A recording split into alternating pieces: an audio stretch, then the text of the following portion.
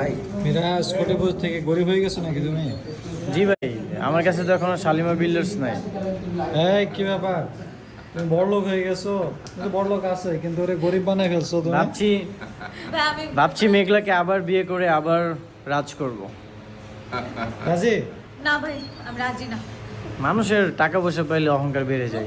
আমি আগে যেমন ছিলাম তেমনই ভালো হচ্ছি, ঠিক আছে? নারীরা বেঈমান হয়, সবাই না, তবে মেঘলা বেঈমান।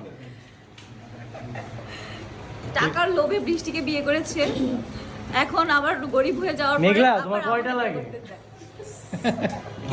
ভালো থাকো তুমি। তোমার কয়টা লাগে বলো? তুমি ধন সম্পদ নিয়েই ভালো থাকো। এই লোকজন চায় না যে তোমরা এভাবে মারামারি করো, তোমরা লোকজন চায় তোমাদের মধ্যে মিল মহব্বত থাক, বুঝছো?